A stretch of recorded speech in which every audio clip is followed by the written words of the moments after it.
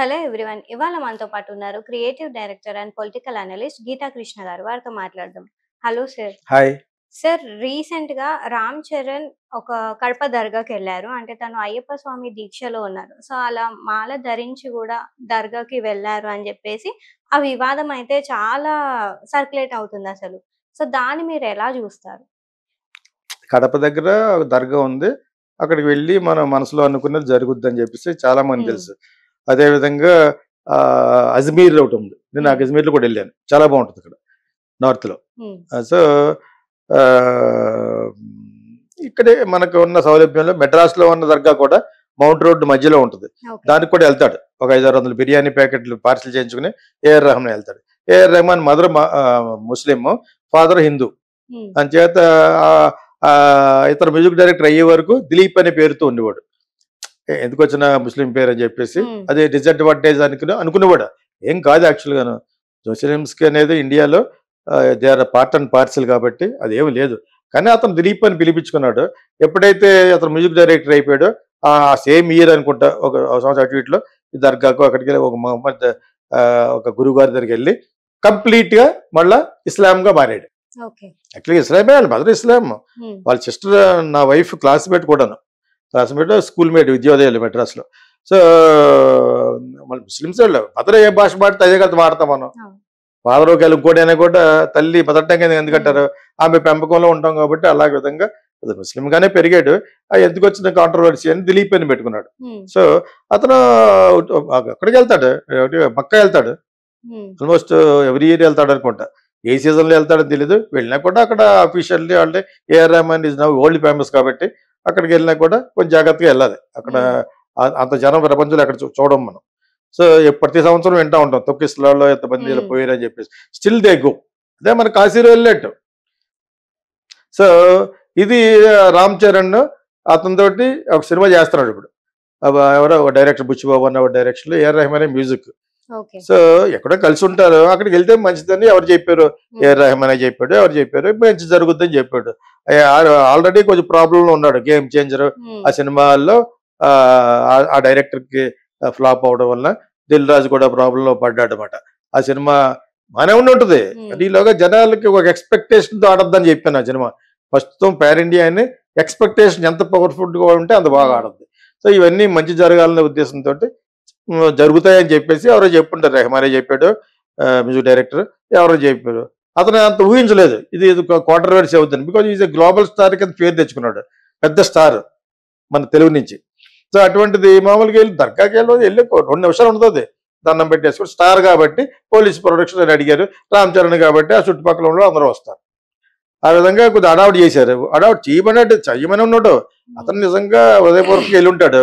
దాన్ని హిందూ ధర్మం కాపాడే కొంతమంది స్వామీజీలు, బీజేపీ ఛానళ్ళు ఉన్నాయి ఇక్కడ. బీజేపీ సెల్ అంటారు. వాళ్ళు ఇదేదో పెద్ద తప్పు కింద భూతద్దంలో చూపిస్తున్నారు. ఒకటి దర్గాకి వెళ్ళటం వీళ్ళకి ఇష్టం లేదు. వెళ్ళినా కూడా అయ్యప్ప మాలతో వెళ్ళటం అసలు ఇష్టం లేదు. హ్మ్. వెళ్ళినా కూడా బొట్టు జరుపుకుంటూ వెళ్ళటం అనేది అసలు ఇష్టం లేదు.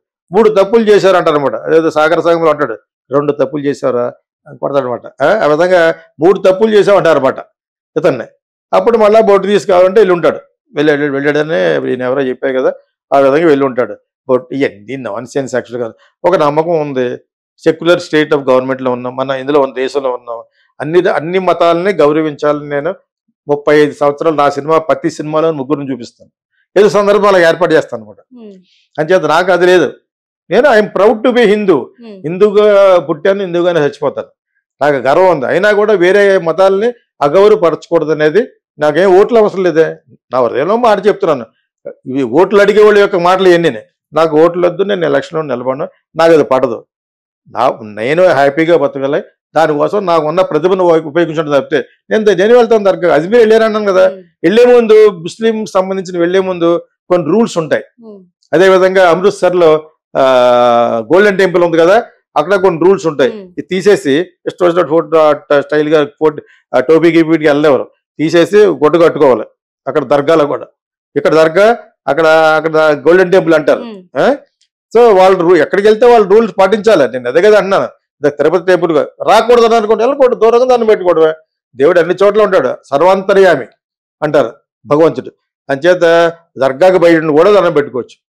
తిరుపతి బయట ఎక్కువ రష్గా ఉందనుకోండి, బయటకు వచ్చేది నమస్కారం నేను రాలేను, నా ఆరోగ్యం ఇదిగా లేదు అని దండం కూడా పెట్టించుకోవచ్చు. అందరికంటే నీకే పుణ్యం ఇస్తాడు. సో ఆ విధంగా దర్గాకి వెళ్ళాలనే రూల్ ఉంటుంది. ఇంకా యంగ్స్టర్ కాబట్టి రామచరణ్కి ఎవరికి చెప్తే మంచి జరుగుద్ది. అందులోనే అతను తలపెట్టిన ప్రతి సినిమా ఏదో అవాంతరం వస్తుంది కాబట్టి వెళ్ళి ఉంటాడు. వెళ్ళిన తర్వాత పెద్ద అప్రూవర్ అంటే పెద్ద పేరు ఎందుకు వస్తుందంటే అతను స్టార్ అయిపోయాడు కాబట్టి, చిరంజీవి కొడుకు పెద్ద స్టార్ అయ్యాడు కాబట్టి వెళ్ళడం. నేనైతే ఎటువంటి తప్పు పట్టుకోలేదు. బట్ దీని వెళ్తే మాట వెళ్తాడు, ఏముంది? ఇంటికి వచ్చేస్తున్నారు అన్నా కూడా మళ్ళీ ఫ్లైట్కి వెళ్తాడు, ఏముంది? ఒక అర్థమైనప్పుడు ఇంటికి వచ్చేసినా కూడా ఈ can go to Bengaluru, from there ఈ కన్ గో బై కార్, వాళ్ళే వెళ్తాడు. బొట్టు తీసుకెళ్తాడు. మాల తీసి కూడా వెళ్ళొచ్చు, ఒక అది తప్పు అనిపిస్తేనే. మాల తీసుకుని బట్టలన్నీ మామూలు చేసేసుకుని మామూలు బట్టలతో వెళ్ళమన్నా కూడా వెళ్ళచ్చు, తప్పే ఉంది. అతను దాని మీద భక్తి ఉంది వెళ్ళాడు అంటారు. ఇంకా మంచి పేరు వచ్చును. ఇటువంటి ఐడియాలు ఎవరు ఇవ్వలేదు. ఎందుకు తీస్తారు? మొత్తం తప్పలేదు. మాలతో వెళ్ళకూడదు అంటారు.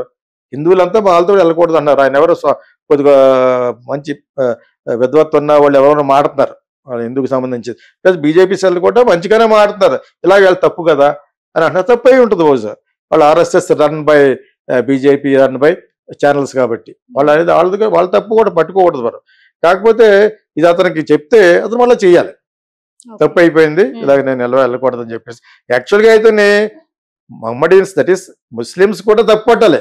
యాక్చువల్గా మాల్లో దర్గాకు వచ్చినప్పుడు ముస్లిమ్స్ అడ్డుపడాలి. మీరు పవిత్రమైన మీ హిందూ ధర్మం ప్రకారంగా అయ్యప్ప మాల్లో ఉన్నారు, అది ఇప్పేసుకుని ఉంటేనే రావటం కుదురుద్ది అని అనాలి.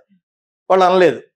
మన వాళ్ళు అంటూ మొదలు పెట్టారు, నువ్వు అలాగే వెళ్ళగలవు అని చెప్పేసి. రామచరణ్కి ఏం తెలుసు? తెలియదు పాపం. వెళ్ళిపోయాడు. అక్కడికి వెళ్తే పుణ్యం వస్తున్నాడు. అందులోనే మన తెలుగు వాళ్ళు పలానా చోట పుణ్యం వస్తుంటే వెళ్ళిపోతారు ఫ్లైట్లు వేసుకుని. అదేందా మా ఊరు పక్కన వాడపల్లి అని ఉంది వెంకటేశ్వరం టెంపుల్, సంతర్వేదికి బిఫోర్, అక్కడ ఈస్ట్ గోదావరి డిస్ట్రిక్ట్ లో.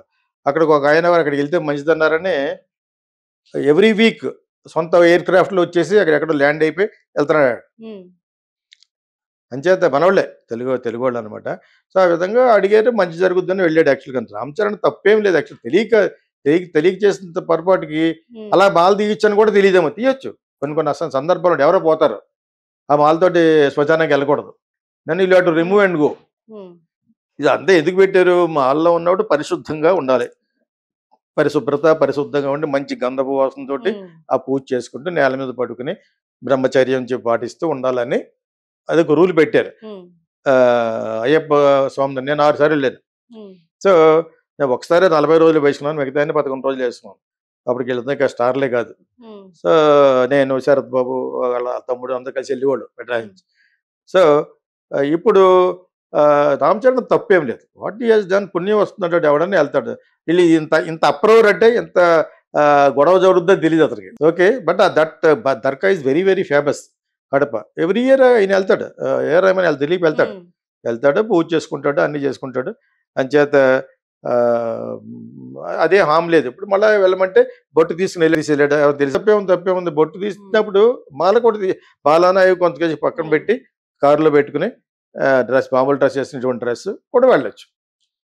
తెలియక చేసిన పొరపాటు ఎవరు చేస్తారు? ఇదే క్రిస్టియన్స్ అనుకో, మనం ఇచ్చిన ప్రసాదం కూడా తినరు కాదా, మన ఇచ్చిన జాబులు మటుకు కావాలి. తిరుపతిలో మనం ఇచ్చిన జాబులు కావాలి. బయట అమ్ముకునే తాయిత్తులు గీత్తులు అన్ని అమ్మేవాళ్ళు ఎవరో ముస్లింసే. ఎక్కడ చూసావా? ఈ తాయిత్తులు ఇవన్నీ ఉంటాయి కదా, అమ్మేదంతా వాళ్ళే. తప్పు లేదు, జీవనోపాధి వాళ్ళు ఇష్టం వచ్చిన ఏం చేయొచ్చు. అది చూసి చాలా హ్యాపీ ఫీల్ అవుతాను. అమ్మేది ముస్లిం, షాప్ ఓనర్ క్రిస్టియన్, కొనుక్కునేది హిందూ.